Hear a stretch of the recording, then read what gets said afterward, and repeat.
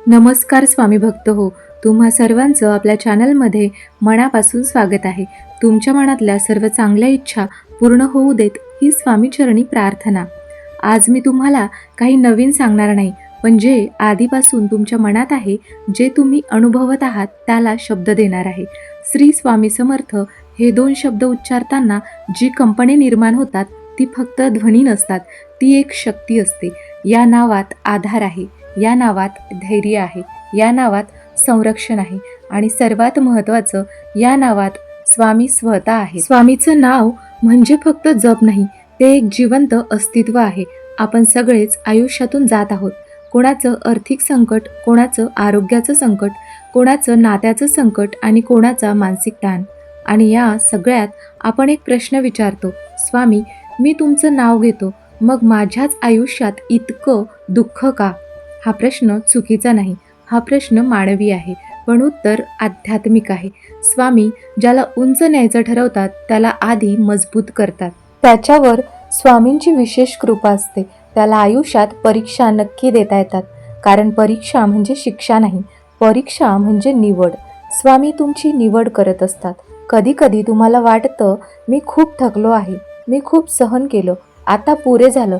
पण हाच तो क्षण असतो जिथे स्वामी तुमच्याकडे शांतपणे पाहत असतात. ते बघत असतात, तुम्ही नाम सोडता का, तुम्ही श्रद्धा सोडता का, की तुम्ही म्हणता स्वामी परिस्थिती समजत नाही पण तुमच्यावर विश्वास आहे. हा विश्वास स्वामींना प्रिय असतो.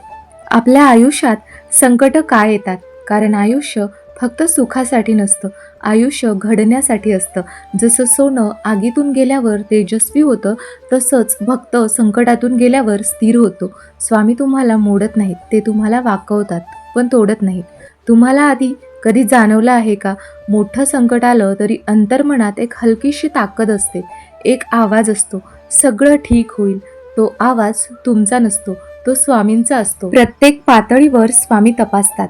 कधी पैशाने तपासतात, कधी प्रतिष्ठेने तपासतात, कधी नात्यांनी तपासतात, कधी एकटेपणाने तपासतात. तुम्ही लोकांच्या बोलण्याला बळी पडता का?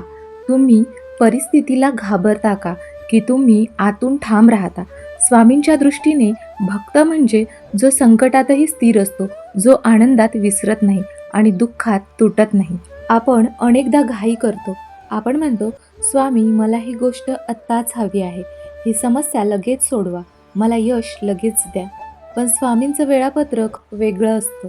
त्यांना योग्य वेळी वेळ माहीत असते. बीज पेरलं की लगेच झाड होत नाही, त्याला वेळ लागतो. मुळं आधी वाढतात, नंतर खोड वर येतं.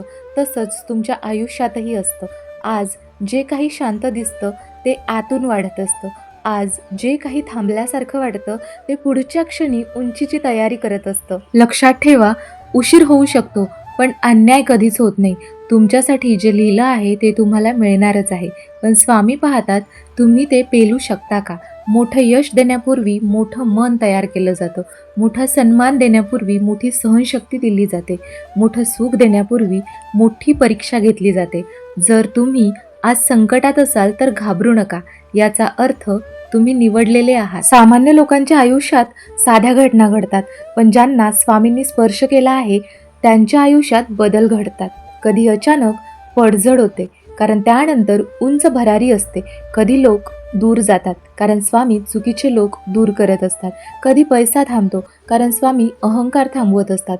श्रद्धा म्हणजे अंधविश्वास नाही, श्रद्धा म्हणजे परिस्थिती काहीही असो मनात शंका येऊ देऊ नये. विश्वास म्हणजे उत्तर दिसत नसतानाही प्रश्न शांतपणे स्वीकारणे. जेव्हा तुम्ही म्हणता स्वामी मी तुमचा आहे, तेव्हा स्वामी म्हणतात मी तुझा आहे. पण हा संवाद शब्दात होत नाही, तो अनुभवात होतो. एक गोष्ट कायम लक्षात ठेवा, स्वामीचं नाव सोडू नका. संकट कितीही मोठी असो, लोक काहीही बोलत, परिस्थिती कितीही काळी असो, तुम्ही स्वामींचा हात सोडू नका. कारण भक्ताचा हात सुटला तरी स्वामीचा हात सुटत नाही. पण भक्ताने मागे वळू नये.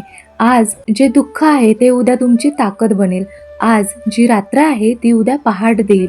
आज जे प्रश्न आहेत ते उद्या उत्तरात बदलतील.